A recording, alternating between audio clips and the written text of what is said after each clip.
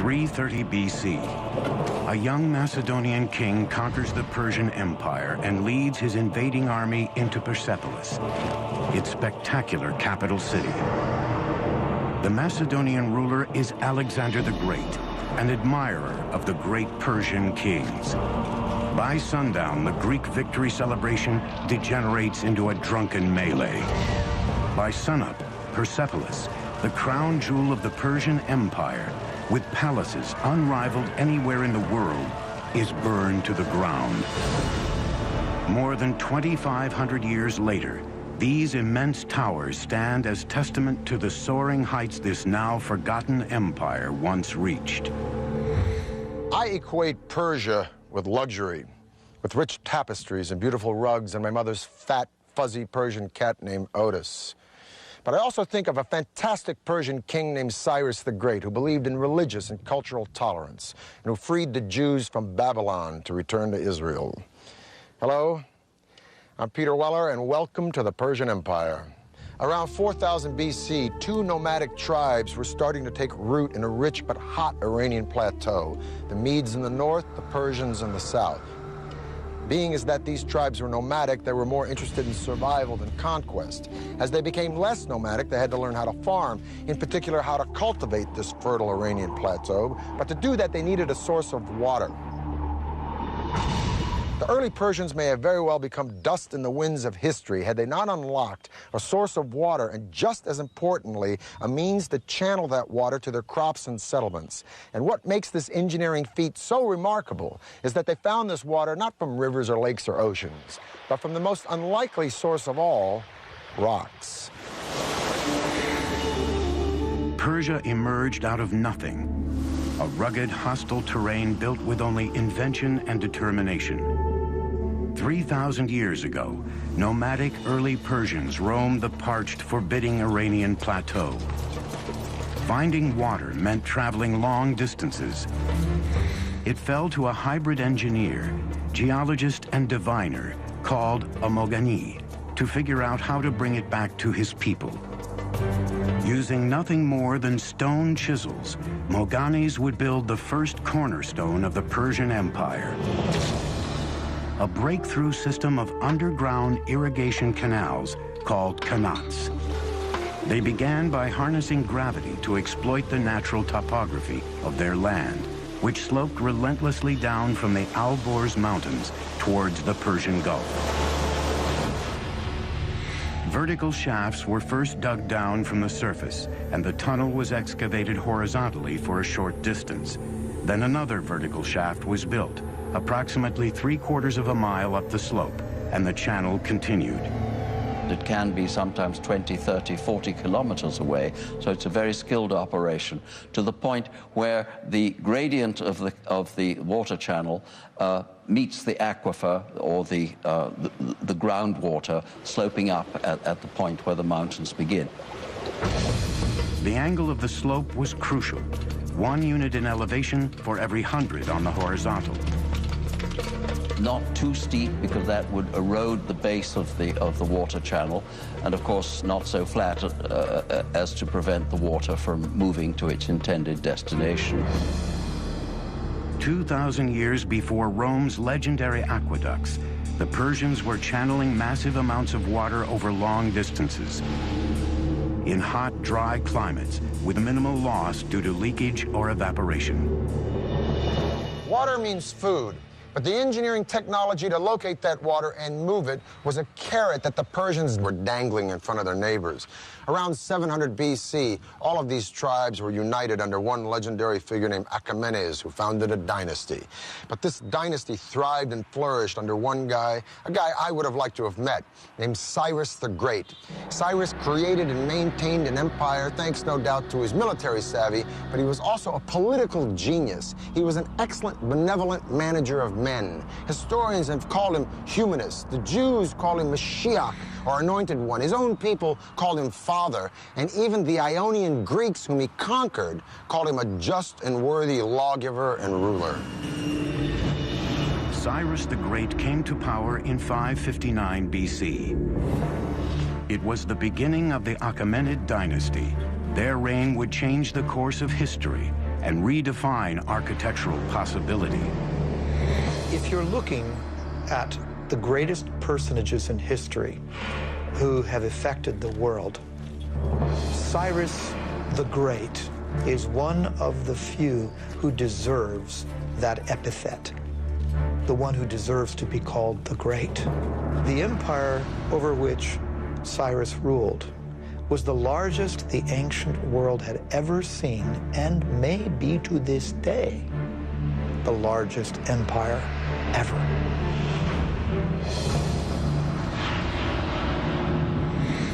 By 554 BC, Cyrus had crushed all rivals and became the undisputed leader of Persia. Now it was time to conquer the world. And if he was going to build an empire, he would need a magnificent capital city to reflect its growing stature. In 550 BC, Cyrus launched one of the most ambitious engineering projects anywhere in the ancient world. The Persian Empire's first great capital city at Pasargad, located in modern Iran. Cyrus was a very innovative builder, and I might add that his standards were particularly high. We can also say that his building project reflected in some ways the technologies that he found in the course of his various conquests. Like the Romans centuries later, the Persians were borrowers. They took the best and most advanced ideas from the cultures they conquered, then developed them even further into technologies uniquely their own. The art and engineering of Pasargad drew on influences as far-flung as Assyria, Egypt, and Asia Minor, thousands of miles away. There were stone workers, woodworkers, brick makers, relief makers, and we know that these were people often imported from all over the empire. Today, over 2,500 years later, crumbling ruins are the only remnants of what was once here, Persia's first shining capital city. Pasargad's showpiece was its two magnificent palaces, surrounded by a majestic park and vast formal gardens. Among them, the first known appearance of the astonishing Paradisia, the four-quartered walled Persian gardens. The gardens had over 1,000 yards of channels of carved limestone, designed such that water would enter small basins every 16 yards. The Paradisia of Pasargad laid the foundations for many of the world's most magnificent gardens for the next 2 millennia. What's particularly different with the Paradisia is the application of the geometric design. So we have squares, rectangular designs, floral designs, cypress trees, wild grasses, roses, lilies, all kinds of vegetations. And this is the concept of the modern park as we know it. As Pasargad was being built, Cyrus added to his dominion one enemy kingdom after another. But Cyrus was a very different kind of king. He refused to enslave his new subjects, a revolutionary concept in the ancient world. He recognized the local validity, if you will, of different religions and beliefs, and allowed those things to persist. In 539, Cyrus conquered Babylon, but he did not present himself as a conqueror. He presented himself as a liberator, rescuing these people from their despotic ruler. And then he did a totally unprecedented thing. He freed the Jews. The Jews had been living in Babylon in captivity ever since Nebuchadnezzar destroyed Jerusalem and their temple, and Cyrus freed them. Now, it could be said in hindsight or political history that Cyrus was looking for a buffer state between a hostile Egypt and his own empire. But so what? The point is that no one had ever done anything like this, and hardly anyone has ever done anything like it since. And subsequently, he is the only Gentile in the Bible to be referred to as Mashiach, or Messiah. As one distinguished Oxford scholar once said to me, Cyrus always had a very good press. It's a very true statement. Before he could launch the campaign that would make Persia the lone superpower of the ancient world, Cyrus the Great died in battle in 530 BC. He didn't live long enough to show what really he could have done outside the battlefield. So in that sense, you can compare him with Julius Caesar, who conquered, but did not live long enough, he was assassinated, to put the empire that he conquered together. By the time Cyrus died, the Persian Empire had 3 capitals: Babylon, Susa, and Ecbatana. But he chose to be buried in the city he created, Pasargad, in a tomb that mirrored the man who built it. At Cyrus's tomb, one of the aspects that shows his humility is that tomb is relatively unadorned, very simple, very elegant. Cyrus's engineers built the tomb in the form of simple but heavy stone Western structures.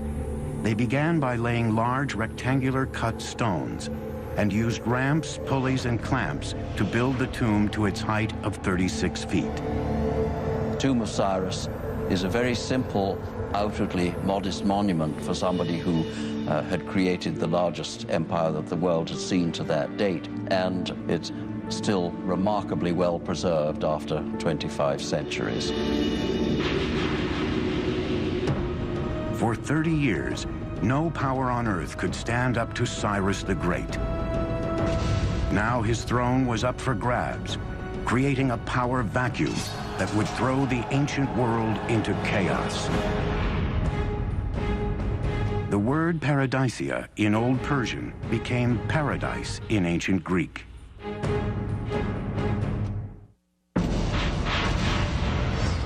"530 BC, Cyrus the Great, the architect of the greatest empire the world had ever known, is dead. For Persia, its future now hung in the balance. Rivals and pretenders to the throne vied for power. Then a distant cousin of Cyrus, a brilliant general, rose up to assume power. When the smoke cleared, the Persian Empire was securely in his grasp. His name was Darius. And he would become arguably the greatest Persian king and one of the greatest builders of all time. Darius hit the ground running.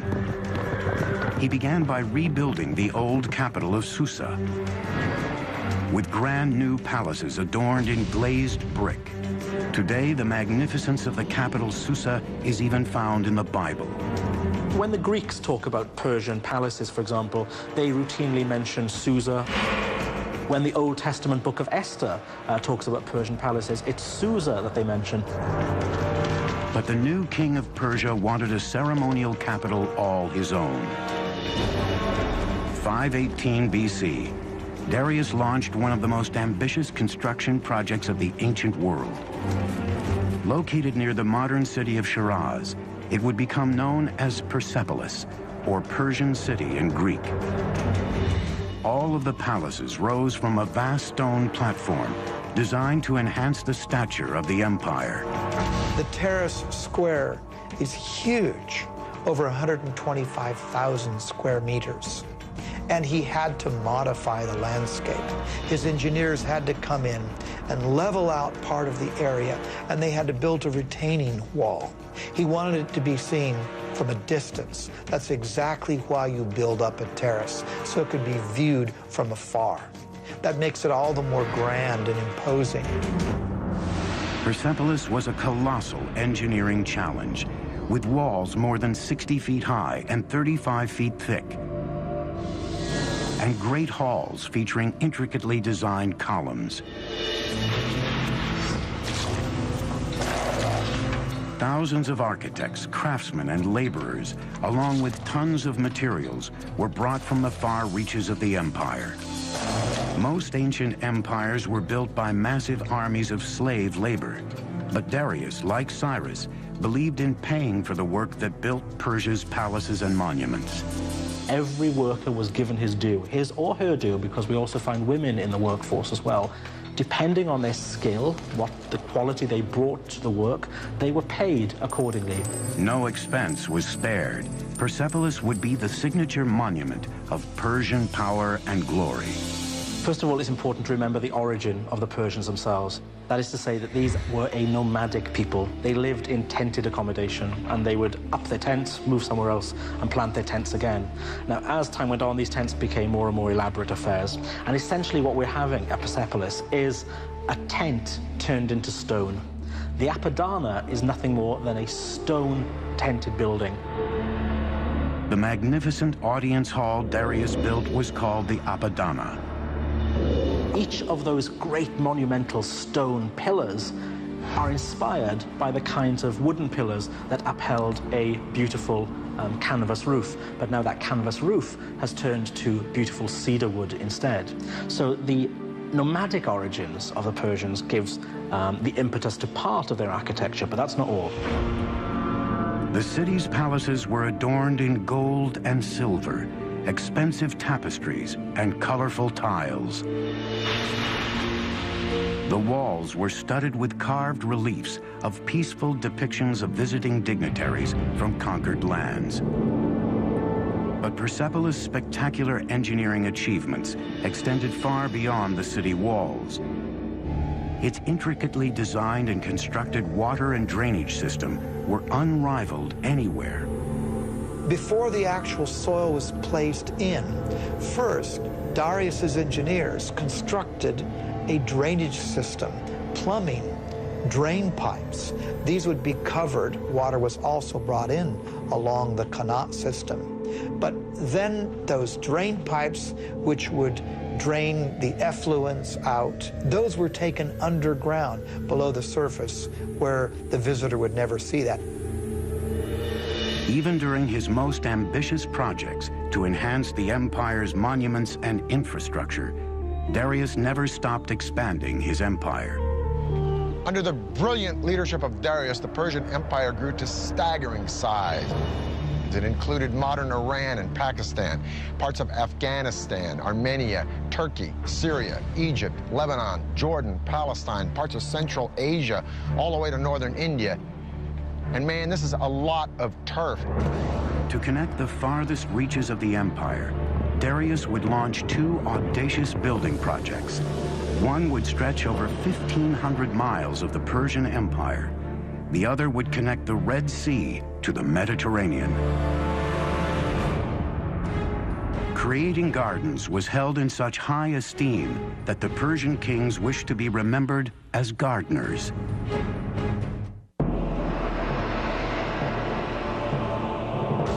Under the rule of Darius the Great, the Persian Empire grew to staggering proportions. Now he wanted to consolidate and connect the far-flung parts of his great kingdom. 515 BC, Darius orders his engineers to build a massive stone highway, one that would weave the empire together from North Africa to India. Extending over 1,500 miles of the empire, he would call it the Royal Road. This was quite the engineering feat because this had to traverse through mountains, forests, deserts. So typically, earth would be packed, hardened, for example. They may not have had asphalt, but they certainly had knowledge of packing gravel or tiny rocks. Laying down a stone road is vital in a terrain where there could be a high water table. You don't want to get your feet stuck in the mud. You don't want to get your cart stuck in the mud. So you have to raise the road surface up. That means laying down some kind of surface initially that will either absorb the groundwater or not allow the groundwater to displace the road. The Royal Road was linked by 111 rest stations and inns every 18 miles, where travelers could eat, sleep, and switch to fresh horses. To ensure safety, watchmen were posted all along its great length.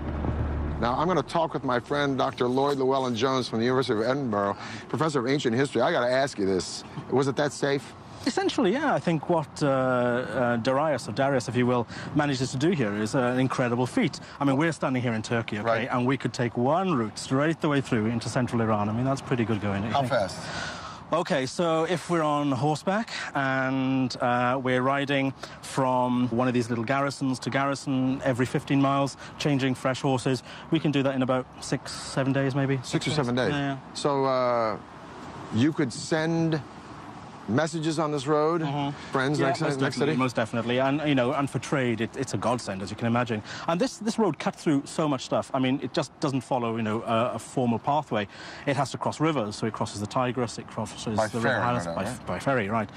Sometimes it clings to the side of mountains, sometimes it clings to the side of rivers. So the terrain is changeable.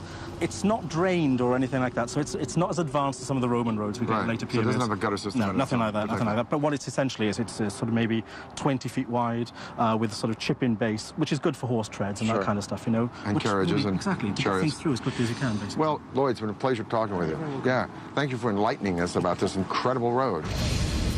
But Darius still wasn't through. There was one territory Darius had yet to firmly control, the vast riches of North Africa, and he was determined to build a gateway there. He had his engineers devise a giant canal linking the Mediterranean and the Red Sea. Everyone has heard of the Suez Canal, but how many have heard of Darius's canal? What Darius did was build an east-west canal that was 130 miles long. With the Persian knowledge of hydrology, Darius's engineers used digging tools made of bronze and iron to first open the canal, then clear any blown sand and line it with stone ready for his ships to sail.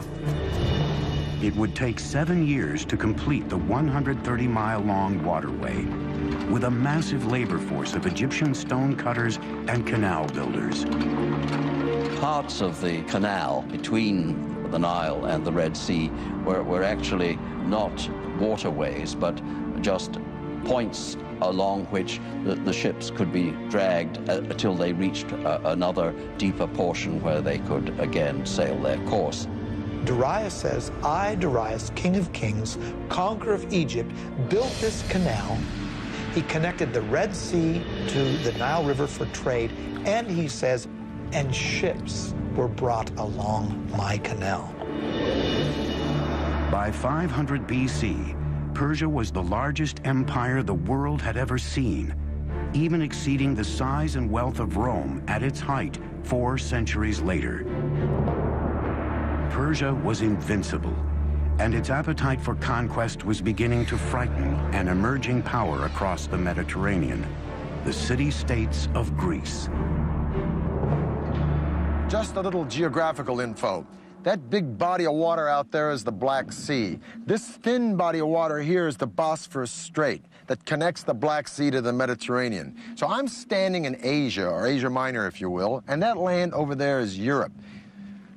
Now, in 494 BC, Darius put down a revolt from some cities on the coast of Turkey. But this revolt had been supported by Athens, so Darius wanted to teach Athens a lesson. He was going to march on Greece and attack that city. But how is he going to do it?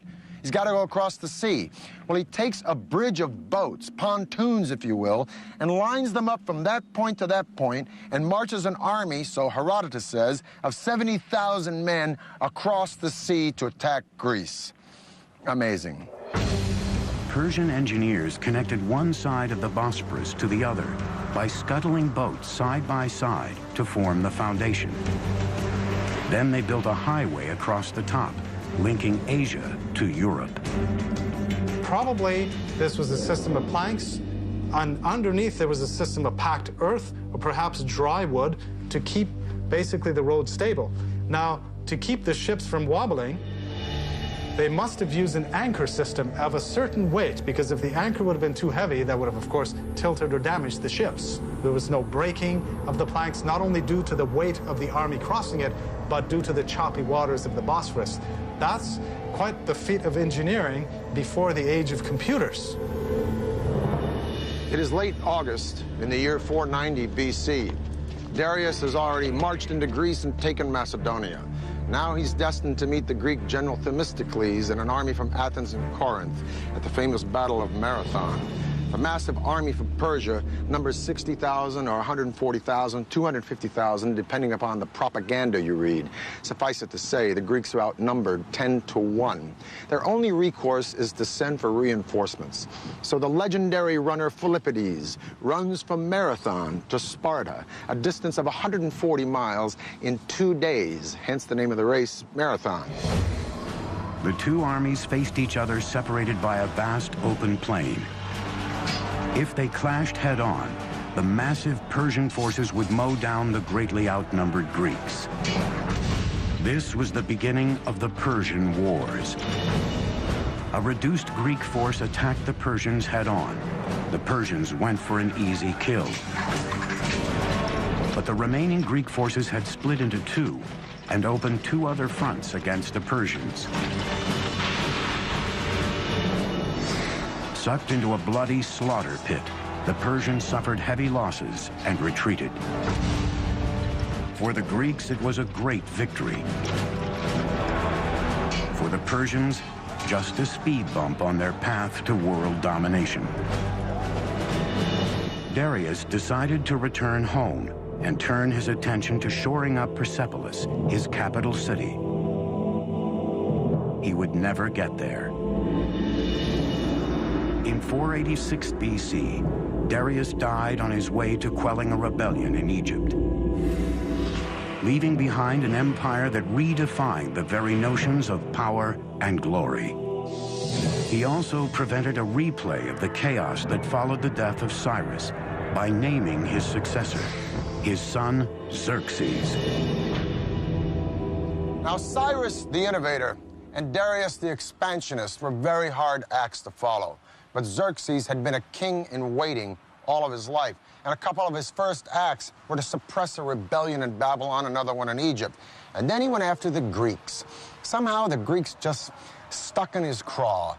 Some historians argue that Xerxes was making a preemptive strike.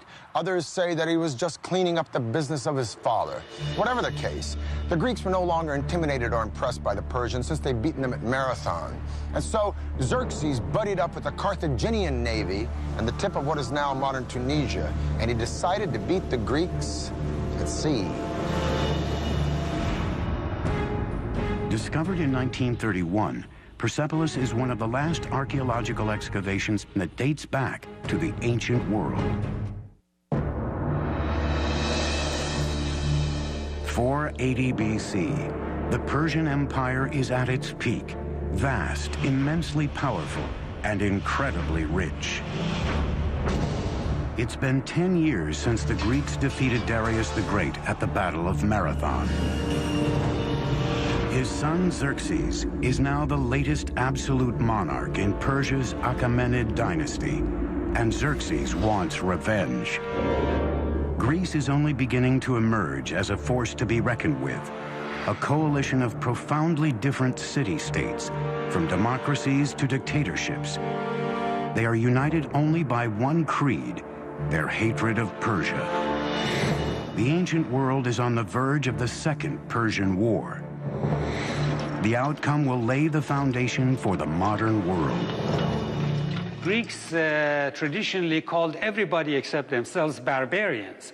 So this whole thing really between East and West started probably with the Persians and the Greeks and continued ever since.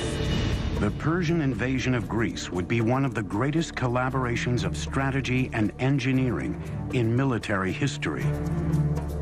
The massive invasion would be a complex land-sea assault, demanding some astonishing feats of engineering. Xerxes wanted his forces to enter Greece at the isthmus of Mount Athos, but the seas there were so turbulent, the king directed his builders to dig a canal across the isthmus. With vast manpower and expertise in canal engineering, Xerxes' engineers took a mere 6 months to complete the canal across the isthmus. But the next challenge facing his generals and architects was even greater. The huge Persian army still had to cross the 1.5-mile wide Hellespont. To this day, Their solution is considered one of the most ambitious engineering projects ever conceived for a military campaign. Borrowing a page from his father's book, Xerxes ordered a double pontoon bridge built across the Hellespont. A feat of engineering that would far surpass the bridge Darius built at the Bosphorus. But what's very interesting is that 674 ships were now lined up. How were these ships kept stable? This must have been quite an engineering feat. The Bosphorus is not a very calm area. It can be quite choppy. The row of ships were kept in place with a very taut system of cables, probably 2 large cables that ran between Asia and Europe. Now remember, a large number of troops crossed this bridge, perhaps up to 240,000 troops. The ropes allowed the boat sufficient flexibility of movement in the turbulent waters. Each section of the bridge was built on 2 boats connected by planks, so the entire roadway could ride the waves, absorbing much of the surface choppiness. Persian engineers then constructed a platform across the top of the boats, then the roadway on top of that. With each wood plank, a superhighway emerged, crossing the Hellespont using battleships as the foundation. Remember, we're dealing with the hooves of tens of thousands of cavalry, including armored cavalry, which would have been much, much heavier.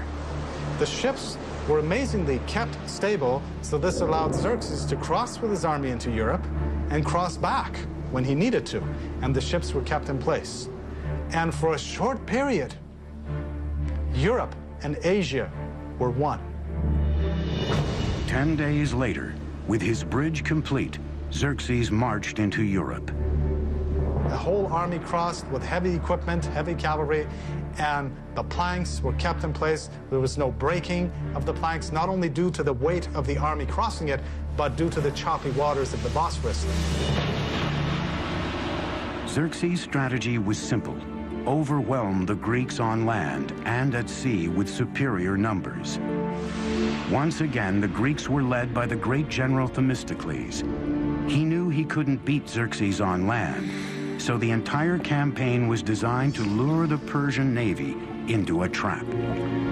In August of 480 BC, the 2 armies met at a spot chosen by the Greeks, Thermopylae, a mountain pass so narrow only 1 chariot at a time could get through.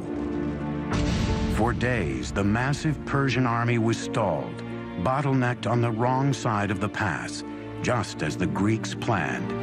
In the meantime, unseen by the Persians, Themistocles left with most of his army, leaving only a token force of 6,000 Spartans behind. Like his father before him, Xerxes was about to charge headlong into a Greek trap. When they finally broke through the narrow pass, the Persians easily destroyed the meager Spartan force Themistocles had left behind as bait and marched toward Athens. But when Xerxes reached the city, Athens was deserted. Xerxes suspected he had been duped and would make the Athenian people pay for it. For generations, tolerance for their vanquished had been the hallmark of Persian kings. Not this time. In a very un-Persian-like act, Xerxes burnt Athens to the ground. The Persian king regretted it immediately, and the following morning ordered Athens rebuilt. But it was too late. The deed was done. His moment of rage would come back to haunt Persia nearly 200 years later. But this war was still far from over. At the same time, Themistocles was setting his trap that lured the massive Persian navy into the narrow bay at Salamis. Then he unleashed a surprise attack. The huge Persian fleet was caught in the naval equivalent of gridlock. They couldn't maneuver in the tiny bay, while the Greeks used their heavy triremes as battering rams to demolish the Persian ships. It was a decisive victory for the Greeks. Xerxes returned home defeated, king of a Persian empire that was no longer invincible. There is one high note in the Persian loss against the Greeks at the Battle of Salamis, one saving grace, a woman named Artemisia, the sole female Navy captain in the Persian fleet. She faked out the Greeks by ramming one of her own losing ships, and she sailed away to escape in the confusion. Her survival skills so impressed Xerxes that he was thought to have said, "My men are becoming women, and my women are becoming men." The Persian Wars launched Athens into its golden age, but left the colossal Persian Empire vulnerable.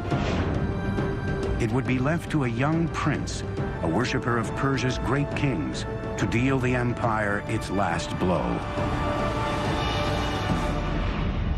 Humiliated by Artemisia's daring escape, the Greeks offered a huge price for her capture, but Artemisia had safely sailed home.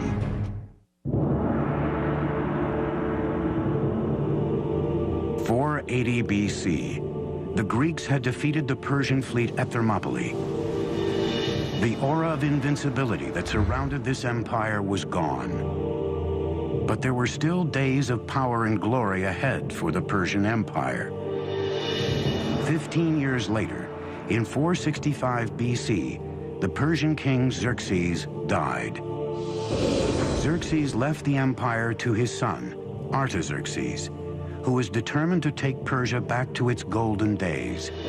He began by turning his attention to a building project begun by his grandfather, Darius. 4 decades after it was started, Persepolis, the magnificent capital city, was still under construction. Now, Artaxerxes would oversee one of the last great engineering projects of the Persian Empire. Today, we know it as the remarkable Hall of 100 Columns. We know that the actual hall was some 200 by 200 feet, almost on the perfect square. What's remarkable of the Persepolis columns is when you look up the entire shaft, and these things raise, hundreds of feet into the air, there is not one piece of displacement whatsoever. It's a perfect vertical. They're working with what we might consider to be primitive tools, just stone mallets and bronze chisels, that's all. The fluting on the columns of Persepolis is so precise, however, that these are clearly the work of master craftsmen. The columns are constructed in drums, 7 or 8 drums stacked on top of another. This is done by scaffolding the whole area around the column, and then with a crane, a wooden crane, literally moving each column drum in place. Any client king, any governor from a distance, or even anyone who would come in that hall, would be so impressed by the vastness of the hall and by this forest of columns that stretched nearly as far as the eye could see. An amazing achievement. Across the empire, Persians were still producing some of the most extraordinary feats of engineering in the ancient world. In 353 BC, the wife of a local governor began work on a magnificent tomb for her dying husband. Her tribute to him would be a marvel of engineering and would become one of the 7 wonders of the ancient world. The Mausoleum of Mausolus. The marble monument would rise to 135 feet tall, enclosing a great courtyard. The roof was a pyramid with a staircase on each side, a pathway to heaven. More than 2,500 years later, the tomb of U.S. President Ulysses S. Grant in New York City would be designed after the Mausoleum of Mausolus. By the 4th century BC, Persian engineering was still the finest in the world. But underneath the soaring columns and shining palaces, the empire's very foundations were crumbling. And its enemies were soon at the gate. When Athens supports a rebellion in Egypt and Greeks occupy the capital city of Memphis, Artaxerxes leaves Persepolis and his building projects, and he launches a military campaign to kick the Greeks out of Memphis and bring Egypt back under Persian control once again.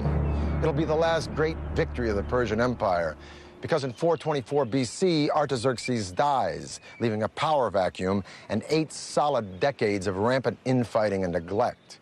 And And while the Persian Empire is embroiled in internal conflict and corruption, a young Macedonian prince is studying Herodotus and the accounts of the great Persian hero Cyrus the Great.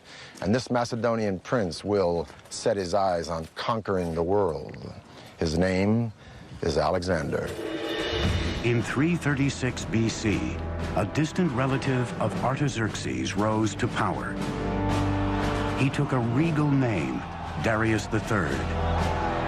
He will always be remembered as the king who lost an empire. Over the next 4 years, Alexander and Darius III met head-to-head in a series of fierce battles as Darius III's army was slowly pushed back to its own doorstep.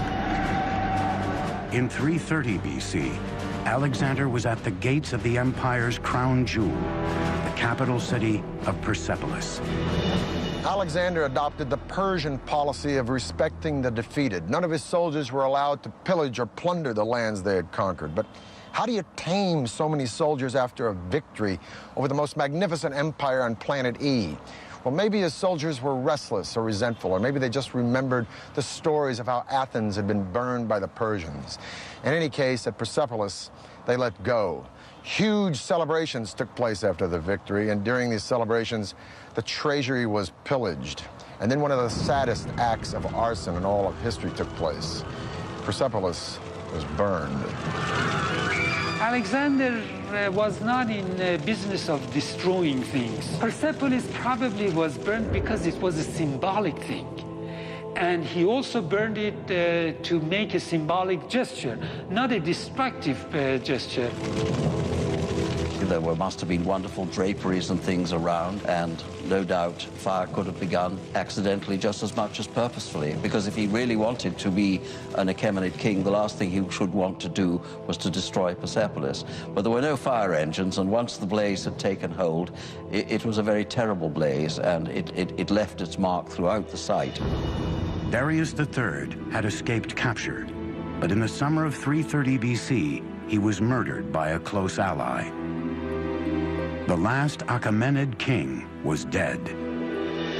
Alexander gave Darius III a magnificent funeral and later even married his daughter. Alexander declared himself an Achaemenid Persian king and added the final chapter to the story of an empire that had spanned 3 continents and endured for over 2,700 years. Alexander, admirer of Persian kings, chased down the murderers of Darius and killed them himself. Alexander believed that only kings had the right to kill kings. But would have Alexander actually killed Darius? Probably not, because Alexander didn't create an empire, he only conquered one. The empire already existed, created by Cyrus the Great. No, Alexander's genius was to co-opt and use Persia, an empire that stood long before Alexander was born, and whose legacy of culture and sophistication and luxury would be around long after Alexander was dead. For the History Channel, I'm Peter Weller.